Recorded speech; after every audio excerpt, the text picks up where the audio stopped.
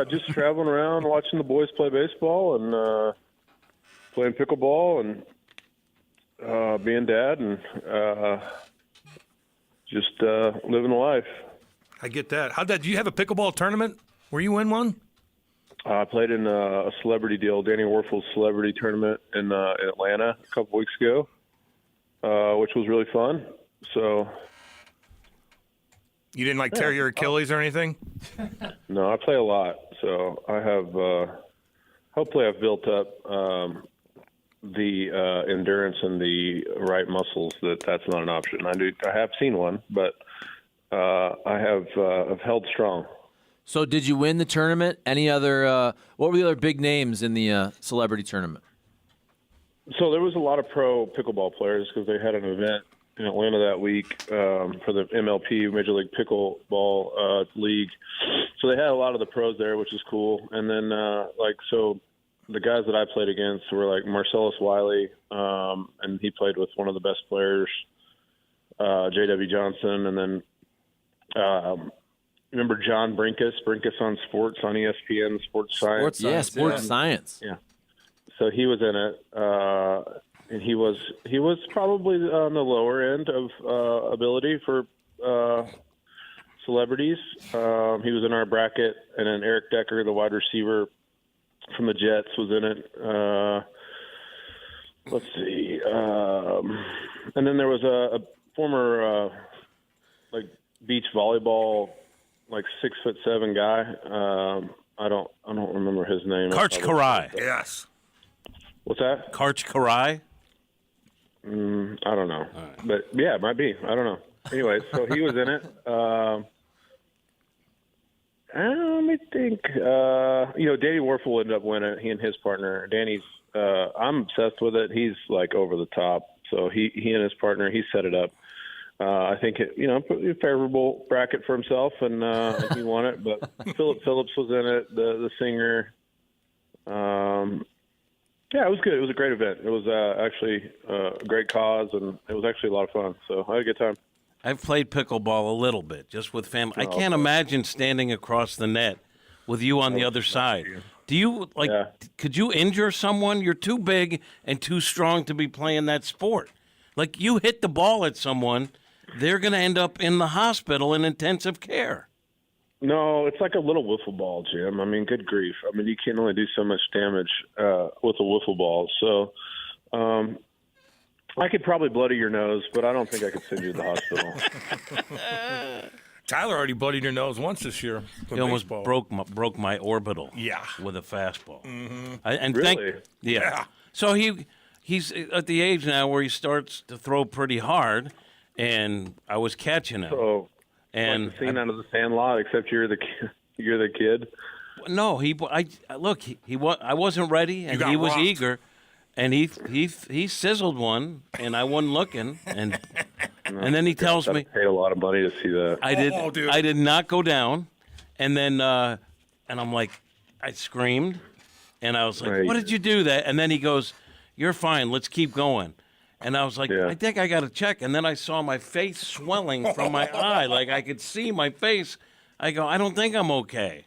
But I was all right. Took a couple weeks.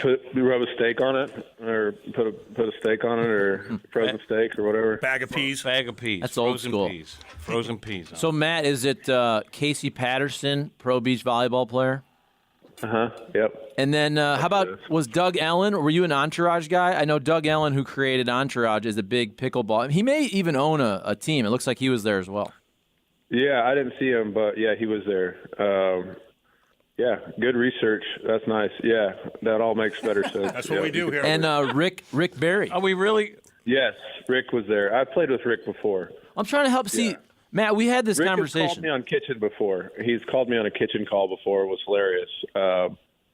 I was playing with Brian Roberts, Urban Meyer, Rick Barry, and another guy at a place in Sarasota. And Rick Barry called me on a kitchen call, and I looked down, and my toe was imagine the slightest of touching the line of a toe, possibly just hanging over the line, maybe not even touching the line.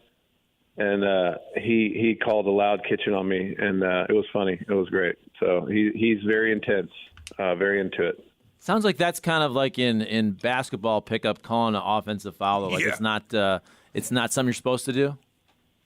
Yeah, I mean, outside of like just a blatant like falling into it or like standing in it that really sort of changes the outcome of the point. You typically let just a little bit slide, particularly when you're not really there's nothing on the line. But clearly there was something on the line for him. So all right, so great guy though. It was funny. So let's move from pickleball, which is great, to baseball. Let's move. To baseball now. So I think there's a lot of conversation about starting pitching that the Cardinals need, that they've admitted it. I think they said 3 starters, and then they said, well, maybe 3. So it's unclear. But then they know that's the number one need. How far away are the Cardinals from getting back into contention? Because to me, they have enough young talent. If they get pitching, they're back there. But some people don't see it that way. Where are you on that? Well, I think if you just looked at even this year, if you talk about all the leads they blew after the 7th inning, even if you win 80% of the blown saves or even the leads after the 7th inning, I think that and then you end up not trading Montgomery or Jack Flaherty. I think if you don't win the division, you're dang close. So I don't think they're that far away. Obviously, when you trade Montgomery and Flaherty, you have to replace those guys. And so when you talk about signing 2 or 3, I mean, sure, ideally you'd sign 3 really good starters, but when you start looking at the price tag of the top starters, I think you probably go, oh, okay, maybe 2, and then hope one of our young guys can step in and fill a third type of starting position. So I don't think they're that far off. For me, I would like them to address the bullpen, just like we talked about earlier. When I think having a healthy Ryan Helsley obviously would be great, but I think that there's some when you look at these teams, in these playoffs, and you look at some of these arms that are coming out, and particularly the 6th to the 9th inning. There's a lot of firepower there, and there's a lot of swing and miss, and there's talent, arm talent in the back end of these bullpens that I think that I didn't really see with the Cardinals this year. So I would address, obviously, if I keep reading Nola and Sonny Gray, which would be great. I think both of those guys would immediately put you back into the contention to win the Central. But I think if you want to go into October and feel really good about your chances of winning a championship, making sure that you have locked down 7th, 8th, and 9th inning type of arms, to me would be something that I would be looking into. So I like the fact that the corners are locked down, although Arenado had the spasms late, and no one wants to win more than him, and I know he wasn't happy with the way things went. I know he's your boy. I haven't talked to him. Where is he, if you've talked to him? I'm just curious if you talked to him, and where is he right now in terms of wanting to be back and wanting to watch this team get back to where it should be?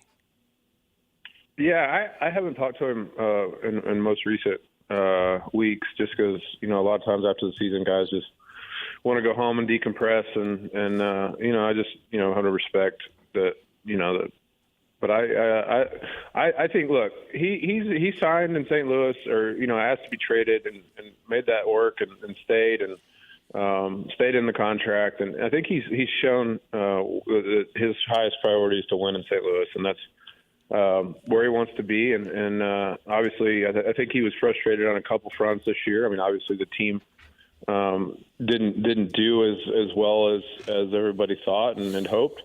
And I think he would tell you that, his season was a bit frustrating, a little bit up and down, had some back issues. And here's what he is. He is ultimate competitive. He's rethinking his off-season training. He's rethinking his swing. He's the guy that is going home, and he's basically taking a look at his year and trying to figure out where he can improve and where he can tweak and maybe move some things around and just try to come back in spring training and reset and have an incredible season. So I think he's like I said, ultra competitive. He wants to win. I think he knows that the Cardinals are a historically winning franchise and are going to do everything they can this offseason to put themselves back in a position to be in the playoffs and playing meaningful games in October again. So this is an outlier.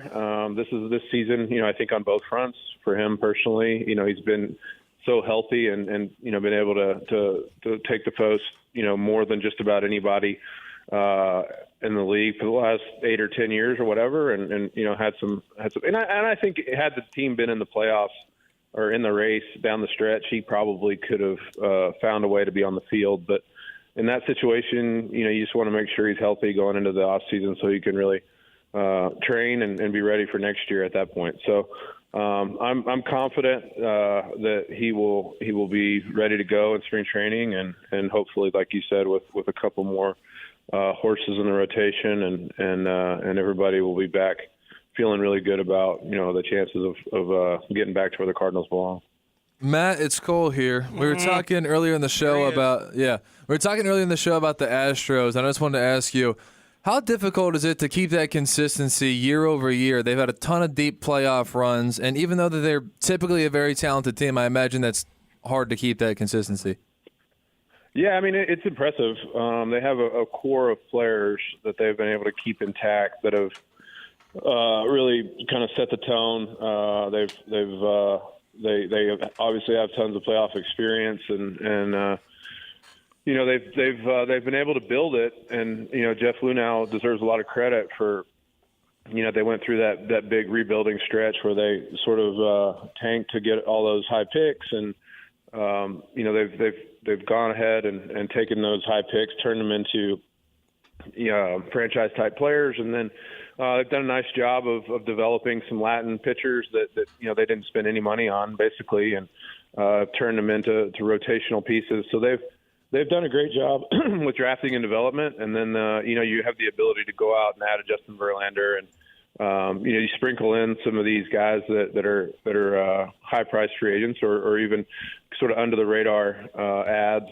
So I think that they've shown an amazing ability to how do you sustain winning. I think the Cardinals have done a tremendous job, and when you look at developing cornerstone type players, and then you add in free agents and you add in international signings and maybe some under the radar guys that you see some metrics in that maybe other people aren't seeing, and you're able to add them, and then they sort of come out of nowhere. So they've done a nice job with all that. And then, like I said, once you have all that built up experience, these guys are ready for it in October. They just they know what to expect, and they execute, and here they are every year. And I know sometimes we as fans get tired of seeing the same teams, but it's no coincidence that they're right in the middle of it again. Matt, even though you're not on board with it, we consider you part of the Hot Take Central family, even though you haven't been on very much lately. But we have a show issue that I wanted to bring before you for you to weigh in. But Cole, who just asked you a fine question, Great question, had a take that went wrong, and based on the fact that you're not only a former professional athlete, but you have kids who are professionals, you have younger ones. Cole said on this show that he doesn't think that he said there are no life lessons learned from playing youth sports. He said he doesn't see that there are any life lessons learned by playing youth sports. Now, everyone else on the day has called him out for it, but he doesn't respect us. I think he respects you. Where do you weigh in on that? Are there life lessons to be learned from playing youth sports? I mean, I think there's life lessons to be learned anywhere if you're willing to pay attention. So I don't know what age you're talking about. I mean, I don't know that. I mean, how old are we talking? Elementary school and middle school. No. Okay. Well, that wasn't necessarily the parameters. No. Look, if you're part of a team and you can't learn how to get along with other people and get along with people that are maybe different than you, that come from a differently a different background, that maybe have a different family, or so I would disagree. I would say that, look, like I said, if you can't find a way to learn in sports or any team development or team situation where you have to teach kids how to try to be on the same page, to win, to get better at things, to practice, to respect a coach or a boss. I mean, I actually couldn't disagree more. So, I mean, he's trying to be nice to you. Thank you, Matt, for the wisdom. Like, he's trying to be nice to you, dude. He doesn't have to be. I mean, I think that there's other ways to learn life lessons as well, but I do think sports can be a conduit to having a chance to teach young kids how to do some things that are pretty important as they get older. Yeah, this is the only argument I've seen 100 to 0. Like on the text line, not one person has supported Cole. But we love Cole and Matt. I tried to be like, well, how could I see his point? And then I just kept talking, and I thought, I don't see it. Yeah. At all. No, you don't see it. No one does. Okay. I have a non-sports question if you're taking those, if it's cool.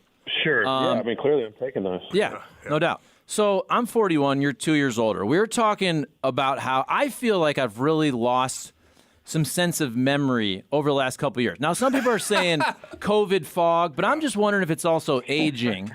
Because, like, I remember my dad. So I have 4 kids in my family. My dad would always call us the wrong names. Sam, Charlie, Betsy, Nick. And I only have 2 kids, and I call them the wrong names. What do you have, 4 kids? Like, as you've gotten older, do you do that? Have you lost your memory a little bit? Do you call your kids the wrong names? I typically don't. I typically get that right. Occasionally, I will.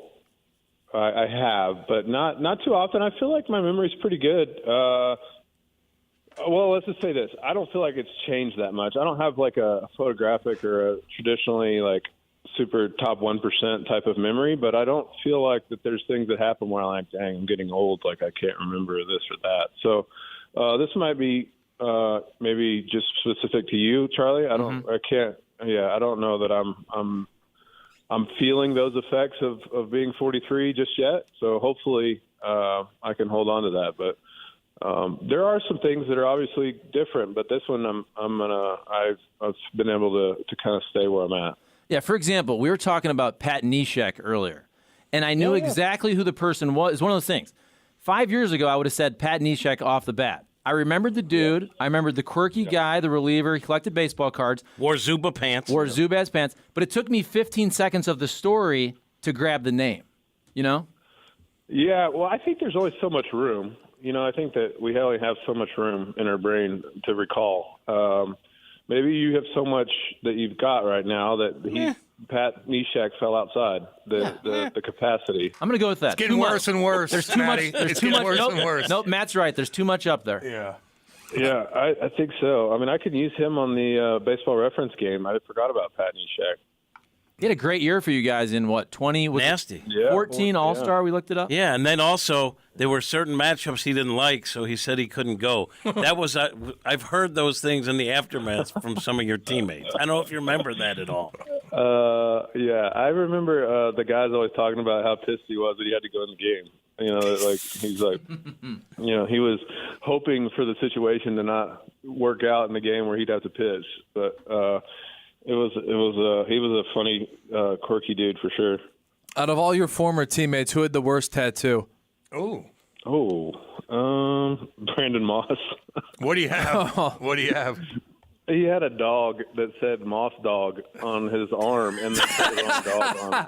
That ain't good. He wanted a bulldog because he's from Georgia, and I think they got into the dog. The guy got into it pretty far, which I don't really know. Usually they lay down the sort of, hey, this is what it's going to look like on the outline, and then you say, yeah, that looks great, and then they just kind of fill it in. But for some reason, I don't remember exactly the story. It was supposed to be a Georgia bulldog, and it turned out, I don't remember what it turned out to be, but it wasn't a bulldog, and so he got a bulldog that wasn't a bulldog, and he was none too happy about having the wrong dog. So that was that's one that stings a little because you you can't really do much about that. No. You He know, was another character too. I really liked him. Yeah, He had I did power. too. You remember he would hit home runs in clusters, big clusters, Yeah. and then he wouldn't get a hit for like 3 weeks. Yeah, he had one period where he was really, really good, and they wanted to sign him back, and maybe they even offered him an extension, I think, and he turned it down, and then kind of went in the tank, and then they didn't offer. I don't remember exactly, but yeah, I liked him a lot. He and Jed Jerko were best buddies. They'd get on the plane and eat candy together. So, See, I feel like I don't want to bring all these guys' names up because I like a lot of them. Because you can't remember them. No, but I just remember. Look, unfortunately, when you're in the media, you have to see dudes' tattoos sometimes, especially like NFL. We'd always be in there, they're changing all that. I remember. Didn't Skip have a baseball type tattoo or something? he has a peach. A peach? Yeah, a peach on his bicep because that's the nickname for his wife, or that's what he calls his. I don't. Yeah, it's not Oh, that ain't good. That ain't good right there. How's Jackson me and doing? Wayno had some fun with him. He's doing good. He's down in Sarasota at the Stay Ready camp. So he finished up AAA, and they won the championship game in Vegas, which we went over to, and they sent him straight to Sarasota. And so he's in Sarasota, kind of working out, staying ready in case there's an injury, or if they needed him to be, he and 5 other guys, in case. So if it's not going so well for the Orioles, if they lose in the next couple of days, he would be headed home for the winter. But he's doing good. He's playing golf and practicing in the mornings and playing golf in the afternoons, and but good season and healthy. Came out of it healthy, and excited for the off season, and he's doing great though. I bet you he could hit the ball a country mile. He hits it right-handed, and he does. He hits it a mile. I bet.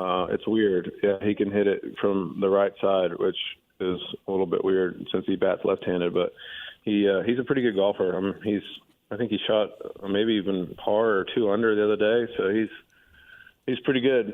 Yeah, I never understood that, how even a hockey player shoots right, golf's left, baseball, it's weird. Wasn't Ethan in just some big thing at the Rangers Stadium? Yeah, he played in the Baseball Factory All-Star game, and then he played in the PBR All-American game at Miller Park. So he had his last 2 events were at Major League Stadium. So it was a good summer for him, and he's working on getting strong, and again, looking forward to having Jackson home. He and Jackson are really close. So we're installing a big cage at the house in a barn we have, and so they've been on me about getting the cage put in, and so we're looking forward to a good off season. Well, right on, man. It's good to hear from you, and you keep doing your thing, and we're keeping tabs on the boys. Don't be a stranger. Don't be a stranger. Yeah, okay. All right. Well, sometimes I like to let it go a while so we have stuff to talk about. I don't want to oversaturate the market with my voice. I understand. I get you, man. I get you. Thank you, Matt. I appreciate it, buddy. All right, guys. See you later. Thanks. Matt Holliday joined us on this here Monday afternoon. That was a fun one. Yeah, that was great. fun, and that was a good tattoo question. Thank you. I've been trying to find it online. I know. Yeah, I wanna and I see can't it. find it. I've been searching up Brandon Moss tattoo, and I can't find it. And then if you look up Brandon Moss, you can't see a full photo of it because his sleeve and his baseball uniform is blocking half of it. Colby Rasmus had the MLB logo, and he got chirped for that because he wasn't in MLB yet. Yeah, dude. Well, He also had on his license plate when he was at spring training, hadn't made the team, MLB Raz. Oh, that's God. And he was my favorite Astro of all time. We're talking about not being able to root for the Astros. Yeah. When he went to the Astros and lent out the beard. neckbeard. I mean, that was crazy. I mean, he looked like full Amish. He went full Amish. People forget it was either Cole or Seth. This was a trivia question. I believe Colby Rasmus, we can check this, has the highest either OPS or slugging percentage of all time in the postseason. It's something crazy like that. He had one postseason where he went nuts. And he also, if you look at his numbers, they were good. Like, if you go Colby Rasmus, first-round draft choice, kind of a bust. He played for a while, a little crazy. I mean, there were a couple of times he just walked away and then came back. But Drawing aliens on papers. That was unbelievable. Made you wait for an hour. 45 minutes. He's only 37. That pissed me off, Jimmy. I'm not going to lie to you. It's Colby. I'm serious. Listen, you could get mad. You're a guest in that clubhouse. He was a nice young man. He called Mr. Jim. Yeah, but Mr. Jim. come on. And he got embarrassed. Well, he also, I didn't bother him. I just let it be, and I kept checking. And then when I walked up to say, hey, are you coming out?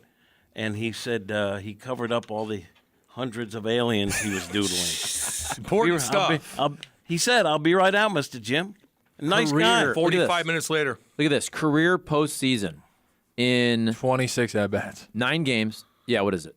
Yeah, 35 plate appearances, 26 at-bats. 423 average, 571 OBP, 1,038 slug, 1610 OPS. Damn. Remember, were you at the event? We had one of those radio events back in the day at one of the clubs. It was probably either Pepper Lounge or something. Remember Colby came to it. So did Brendan Ryan. Colby had a big Mickey Mouse shirt, like an Was oversized. I supposed to be there for some reason? No, this was hell. I mean, what year? 2008? It was probably 9 or 10 or 11. Those are good years, Jolly Marlowe. We're probably at Pepper Lounge. I'd stop in there from time to time. Proof. Thanks, Matt Holliday. Cole is not a team player. Watch your backs are on the KFNS studio. He's only in it for himself. Ray J in St. Charles. Aren't we all? No. No. Yes. No. And by the way, Holliday likes that stuff more than he likes talking about baseball. Right. Like he would rather talk about what Cole did or what you brought up or a tattoo than giving the same, reheated takes on the Cardinals. Even though when he's on, you feel like you got to ask him, and especially since he is Arenado thing? friendly with Nolan. Yeah, for sure. So Sweet. I'll prepare a bunch of random questions from now on. yeah. Could you guys ask Holliday if he has any long haul effects from ear moth incident, Dusty Lane? Oh God, that was nasty. Ear dude. extraction. That was nasty. Charlie, And then he had to do damage control. He had to give me the picture and give other people the picture of the moth because it was big and it was in his ear. Man. Ay, ay, ay. Yeah, I don't know about that. Okay, you want to go to break and regroup? What do you got over there, Charlie? I got to tell you one more time about Mark's Appliance. In-store, online, marksappliance.com. They do it all out there in beautiful Edwardsville, Illinois. I've been to the shop. It is fantastic. Our guy, Drew Bradley, they hook it up. But also, if you live far away, you can still support our sponsors online very easily, marksappliance.com. I've done it 4 times in the last couple of years. They deliver all across the St. Louis area. It's Mark's Appliance. Yeah, baby. Would Travis Kelce have continued to play yesterday on a messed up ankle if Taylor wasn't cheering him on? Question mark. She wasn't there. She didn't stop by Minnesota. She's like, I'll go to New York and maybe Kansas City. But Minnesota? No, I don't think so. Minnesota. Okay.